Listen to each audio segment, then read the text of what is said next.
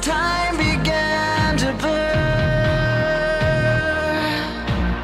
like a startling sign that fate had finally found me.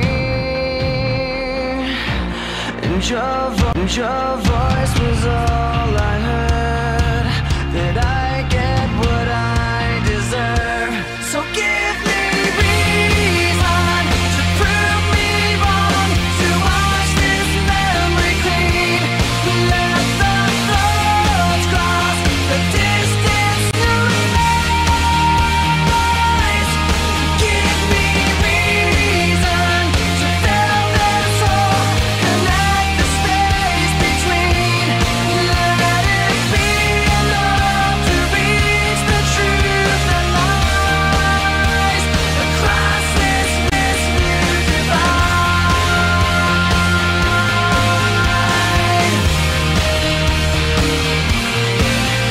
There was nothing in sight but memories left abandoned. There was nowhere to hide, the ash fell like snow,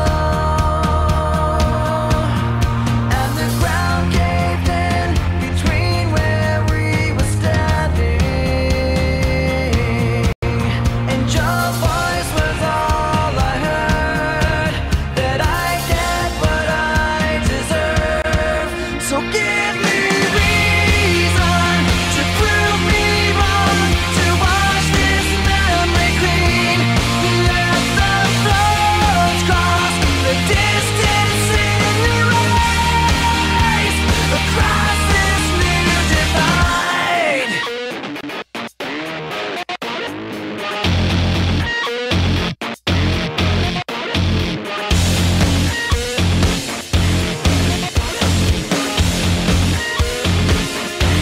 In every loss, in every lie, in every truth that you deny, and each regret and each goodbye was a mistake too great to hide.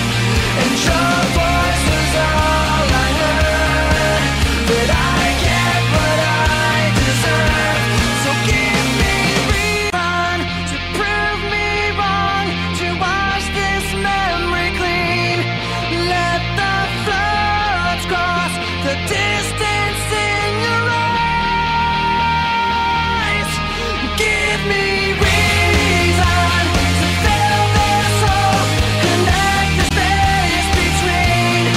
Let it be enough to reach the truth that lies across this new divide.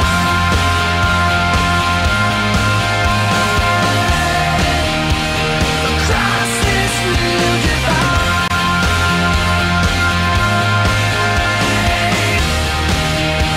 Across this new divide.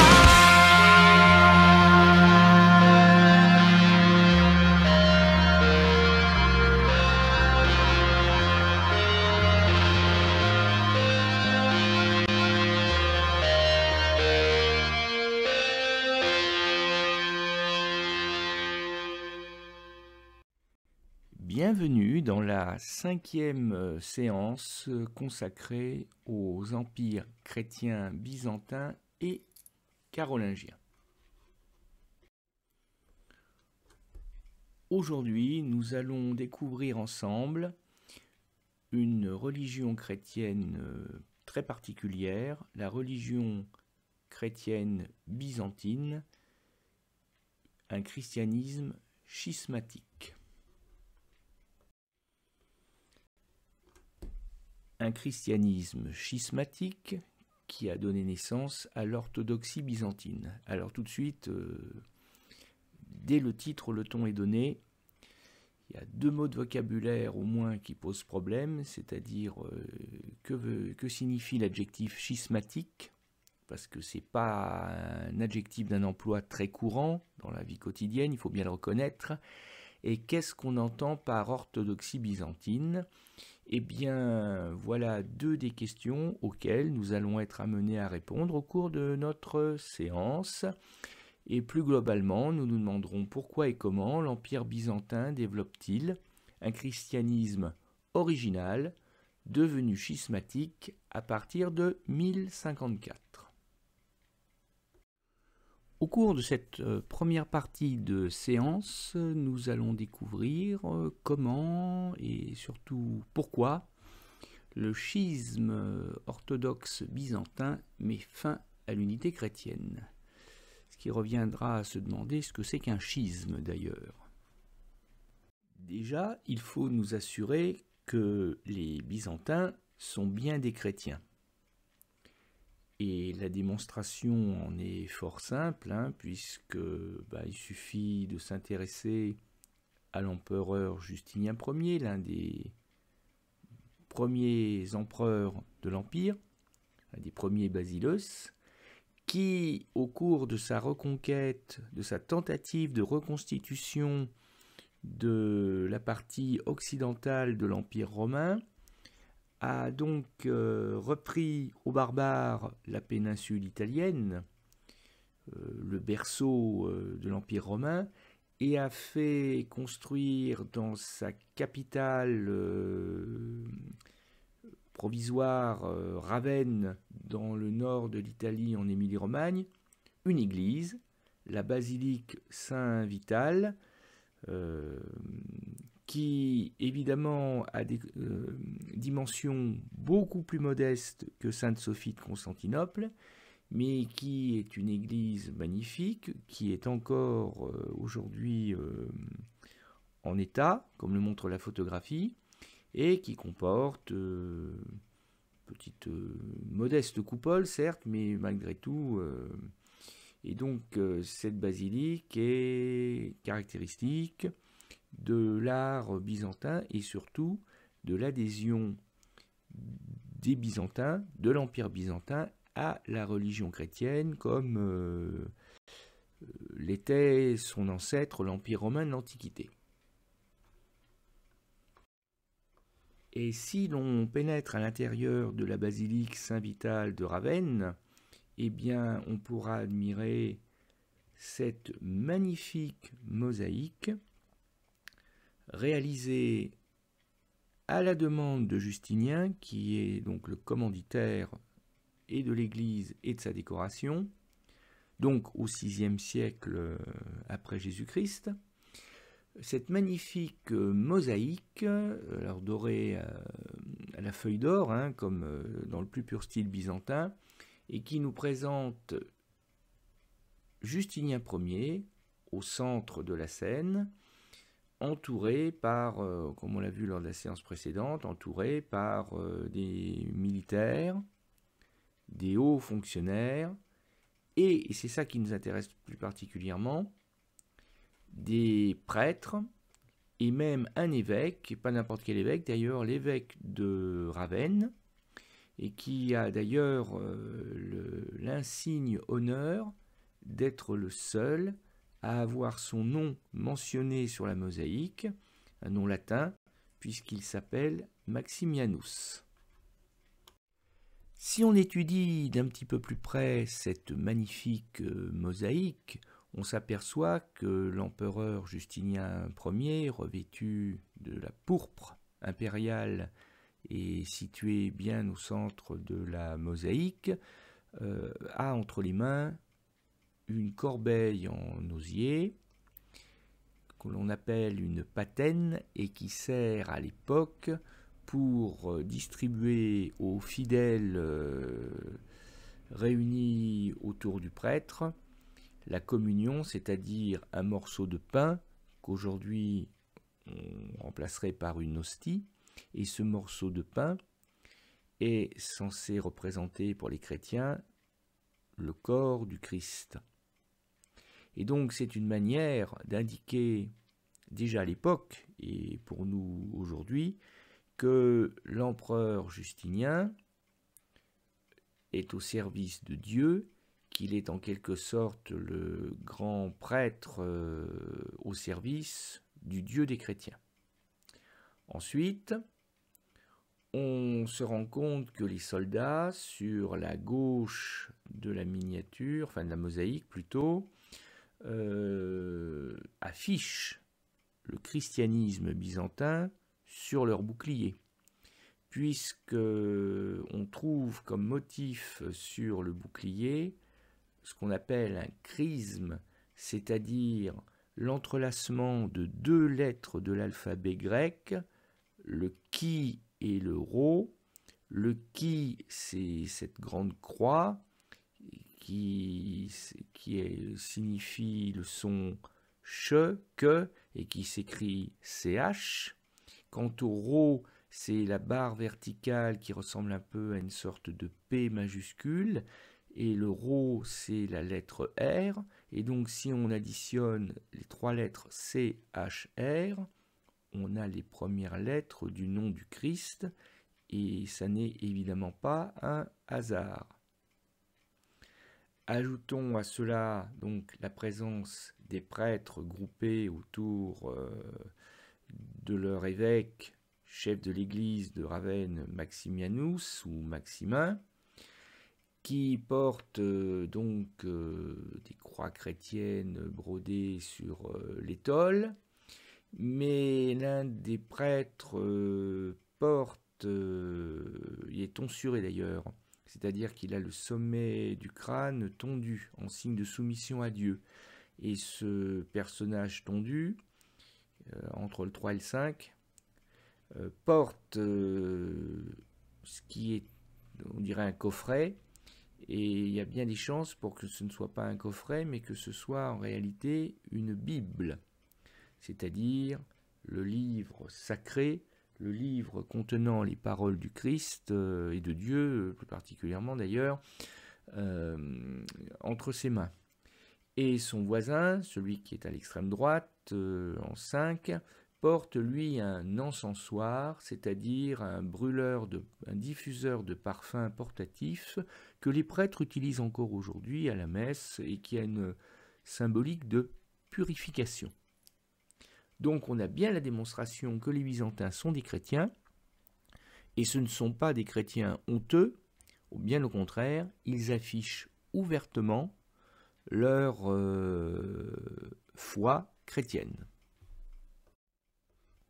Et pour en finir avec les mosaïques de Ravenne, parce qu'il faut dire les mosaïques, eh bien, si on replace la mosaïque de l'empereur Justinien spatialement par rapport aux autres mosaïques à l'intérieur de l'église, à l'intérieur du chœur de l'église Saint-Vital, on aperçoit au passage qu'en face, exactement en face, à la même hauteur que la mosaïque de l'empereur Justinien, se trouve la mosaïque de son épouse, l'impératrice Théodora. Les deux amoureux, les deux époux, se regardent dans les yeux pour l'éternité. Il y a une symbolique d'amour qui est quand même assez, je trouve, émouvante. Mais ce n'est pas là l'intérêt de ma démonstration, c'est qu'au sommet des deux mosaïques de l'empereur Justinien et de l'impératrice Théodora, eh bien, on retrouve une représentation du Christ en majesté avec les élus du paradis. On ne représente jamais Dieu, mais bon, au sommet de la coupole, on a une mosaïque à feuilles d'or qui symbolise le ciel, une nouvelle fois. Et du coup, on retrouve exactement la même symbolique spatiale que pour la chapelle palatine de Charlemagne, c'est-à-dire que les hommes sont au rez-de-chaussée, ils sont tout en bas, que Dieu est tout en haut, dans le ciel, et que l'empereur, eh ben lui, il n'est pas tout à fait un dieu, il n'est pas tout à fait un homme, donc il est en situation intermédiaire. Donc il est à mi-chemin de la chaîne verticale qui relie les hommes à Dieu. Rappelons au passage que le très croyant, le très chrétien Justinien Ier ne s'est pas contenté de faire construire Saint Vital de Ravenne, puisqu'il est aussi et surtout le commanditaire, celui qui a passé la commande, le bâtisseur de Sainte Sophie de Constantinople, dont j'ai abondamment parlé lors d'une séance précédente, et rien n'était trop beau pour construire, aux yeux de Justinien, pour construire la maison de Dieu.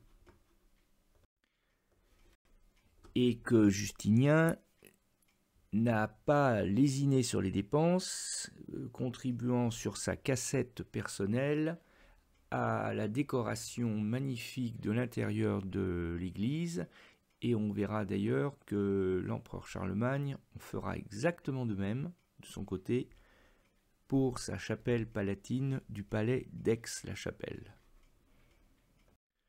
Juste histoire de s'assurer que Justinien Ier n'est pas l'exception, mais bien la règle, c'est-à-dire que tous les empereurs byzantins sont des chrétiens, eh bien, rappelons-nous ce que l'on a vu lors de l'étude de Sainte Sophie de Constantinople, c'est que cette église ne sert pas uniquement à faire des messes, à prier, c'est aussi un lieu du pouvoir politico-religieux, c'est-à-dire que les deux sont étroitement associés, intimement associés, puisque c'est à l'intérieur de Sainte Sophie qu'est proclamé le nouvel empereur, le nouveau Basileus, à la mort de son prédécesseur, puisque c'est là que le patriarche pose la couronne impériale sur la tête du nouvel empereur. Donc il n'y a pas d'empire byzantin sans religion chrétienne, puisque symboliquement, c'est le Dieu des chrétiens qui, à travers la main du patriarche, couronne l'empereur byzantin. Alors, je crois vous avoir démontré, je l'espère, que les Byzantins sont des chrétiens. Alors maintenant, il faudrait que je vous démontre que ce sont des chrétiens, mais un peu à part. Des chrétiens qui vont construire un christianisme original et de plus en plus indépendant du pape, et que l'on finira par appeler l'orthodoxie. Et pour cela, eh bien, il s'agit d'évoquer un épisode un peu étonnant, qui peut vous paraître étonnant, mais qui est très très révélateur des relations de plus en plus compliquées entre les Byzantins et le pape de Rome. Il s'agit de la crise de la querelle des images, ou dans son nom grec, byzantin, la crise de l'iconoclasme. Alors en fait, la crise de l'iconoclasme, c'est assez simple à comprendre, Dieu merci. Il s'agit d'un désaccord profond entre chrétiens, et notamment entre chrétiens byzantins, sur la place que les images doivent avoir à l'intérieur d'une église. Il y a des chrétiens qui soutiennent que toute représentation divine, alors jamais de Dieu puisqu'on ne le représente pas, mais du Christ, de la Vierge Marie, des saints du paradis, des martyrs chrétiens, etc., est une bonne chose, parce que cela permet notamment aux gens qui n'ont pas accès à la Bible, et autrement dit à peu près tout le monde, ça leur permet de croire, d'entretenir leur foi, et que ça n'est pas du tout une offense à Dieu, bien au contraire. Mais il se trouve des chrétiens byzantins qui soutiennent l'avis exactement inverse, à savoir que les images sont une offense à Dieu, pour une raison simple, c'est que quand on admire une œuvre d'art, on en oublie de croire et de prier Dieu. Et ceux qui sont opposés à toute représentation picturale, toute image, décident de procéder à la destruction des images. Alors pas à la destruction des églises, hein, mais à la destruction des images. Et donc il s'attaque aux mosaïques, il brise les statues, voilà, ce genre de choses. Les images, ils n'en veulent plus. Et on a un exemple concret de ce à quoi peut ressembler la décoration de l'intérieur d'une église byzantine après le passage de chrétiens byzantins iconoclastes, c'est-à-dire des destructeurs d'images. Et on voit qu'il ne reste pas grand-chose, hein, à l'intérieur du cœur de l'église. Là, la coupole est toujours en place. La mosaïque à fond doré est visiblement effacée. Toute représentation imagée a disparu, à une exception près. La seule image que tolèrent les iconoclastes, et qu'ils considèrent même d'ailleurs comme obligatoire dans une église, et c'est ce qui fait d'ailleurs qu'on ne confondra pas une église avec une auberge ou autre chose, c'est la présence d'un grand crucifix symbolisant le Christ, symbolisant le martyre du Christ sur la croix, qui est le fondement même de la religion chrétienne. Et alors, cette destruction des images déplaît aux partisans des images. Et comme la religion à l'époque est une affaire extrêmement sérieuse, l'Empire byzantin, qui par ailleurs connaît des difficultés à ses frontières parce qu'il est menacé en permanence par des envahisseurs barbares, eh bien l'Empire byzantin va connaître une véritable guerre civile. On va finir par s'entretuer entre partisans des images et ennemis des images, les iconoclastes. Et les empereurs dans tout cela, eh bien leur attitude varie. Il y a des empereurs ou impératrices qui soutiennent les iconoclastes, d'autres qui les combattent, et le pape de Rome, lui, s'agace, parce qu'il a beau multiplier les rappels à l'ordre depuis Rome en exigeant que les images saintes soient respectées, en exigeant des empereurs de Byzance qu'ils mettent fin à la querelle iconoclaste, au besoin par la force, eh bien les empereurs byzantins, soit parce qu'ils en sont incapables, soit parce qu'ils sont des partisans des iconoclastes, laissent faire les destructions d'images. Et cette guerre civile entre Byzantins devient également une crise majeure avec le pape de Rome, qui ira d'ailleurs jusqu'à excommunier, c'est-à-dire chasser de l'église chrétienne, donc condamner à l'enfer, des empereurs et leurs partisans. Et cette crise de l'iconoclasme prendra fin en 843, alors qu'elle a débuté plus d'un siècle avant, en interdisant purement et simplement la destruction des images, mais ça veut dire que le pape de Rome, on ne lui a pas obéi, et ça veut dire aussi qu'une partie des Byzantins, notamment les iconoclastes, sont prêts à prendre leur indépendance vis-à-vis du pape de Rome. On a les prémices du futur divorce religieux entre byzantins et catholiques, romains, carolingiens si vous préférez, qu'on finira par appeler le schisme et qui éclatera en 1054. Le fossé va continuer à se creuser après la crise de la querelle des images, iconoclasme, entre les catholiques, fidèles du pape de Rome, et les byzantins, ne serait-ce que parce que les byzantins ont leur propre organisation, leur propre chef, le patriarche de Constantinople, qui officie dans l'église Sainte-Sophie de Constantinople, naturellement.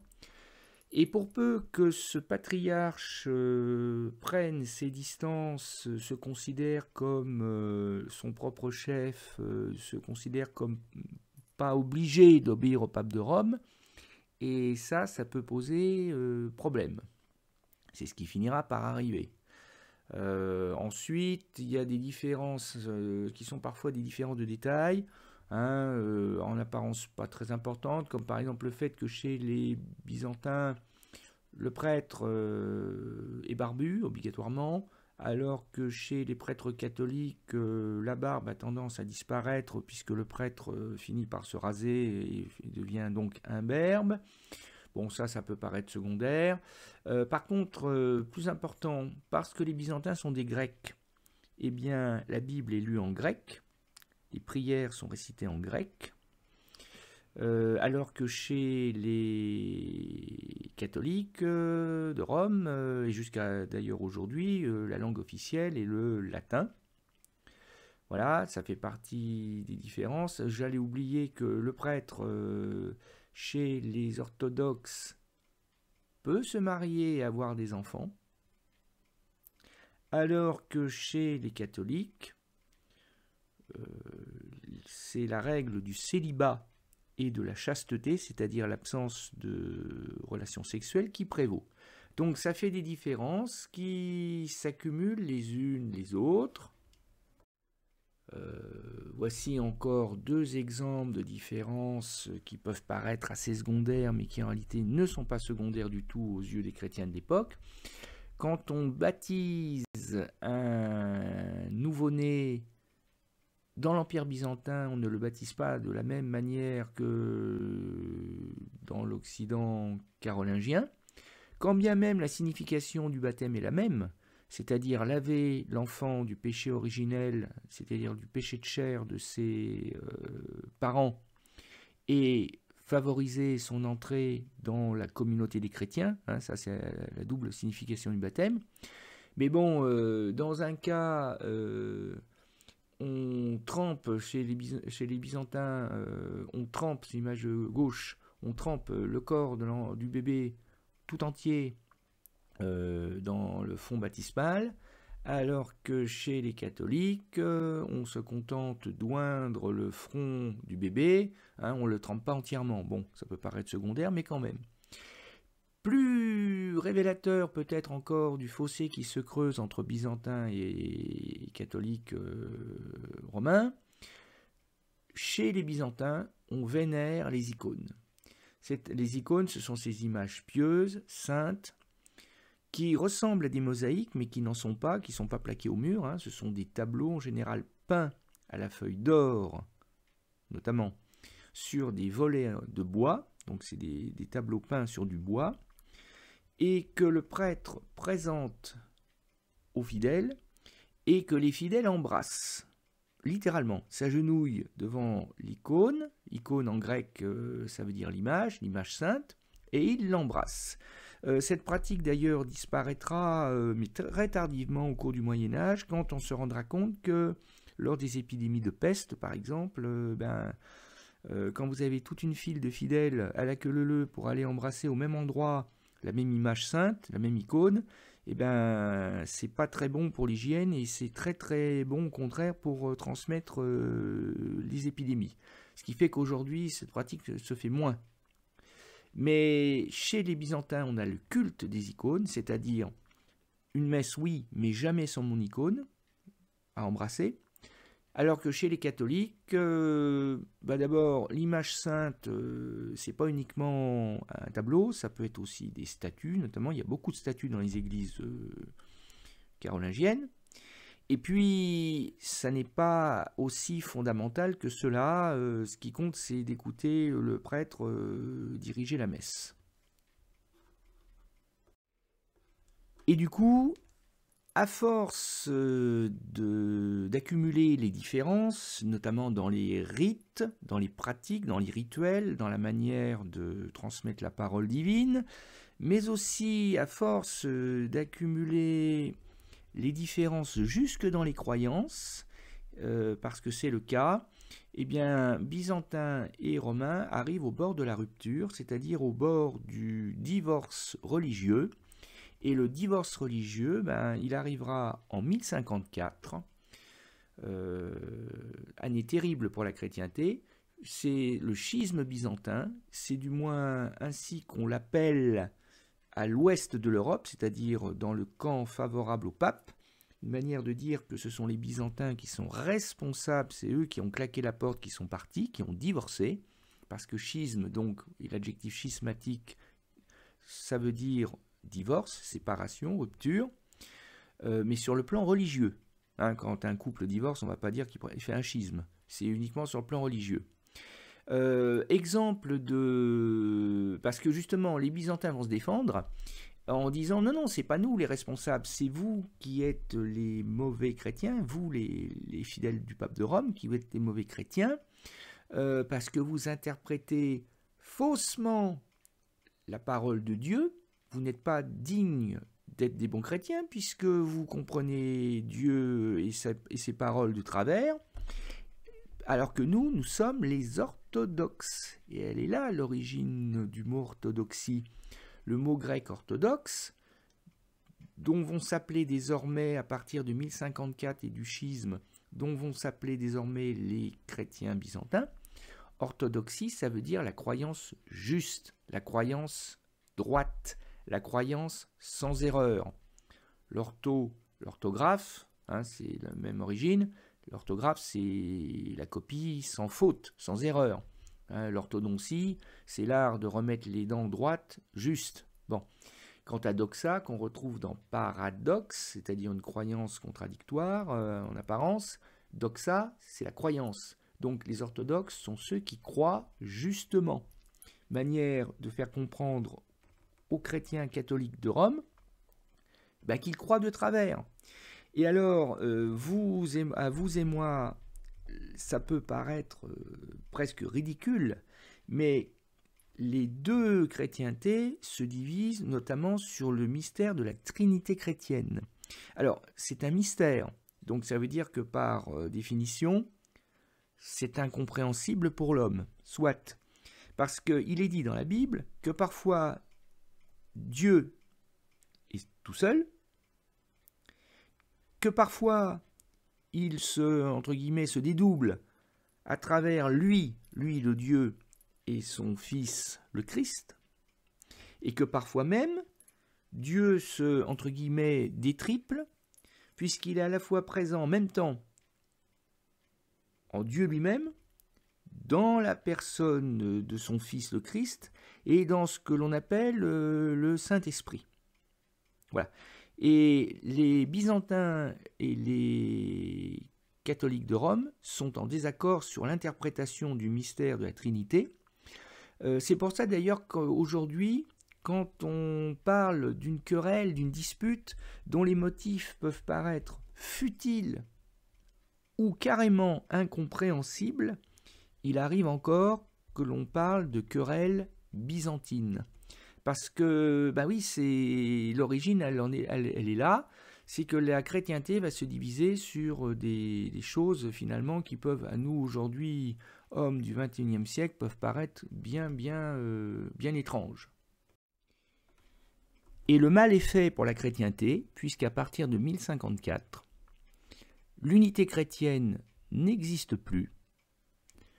Le patriarche de Constantinople agit comme s'il était son propre chef, c'est-à-dire comme s'il était une sorte de pape, mais à l'usage exclusif des Byzantins, des orthodoxes, donc des chrétiens plutôt situés à l'est de l'Europe, alors que le pape de Rome n'a plus d'autorité que sur les chrétiens de l'ouest de l'Europe, les occidentaux, c'est-à-dire essentiellement les carolingiens.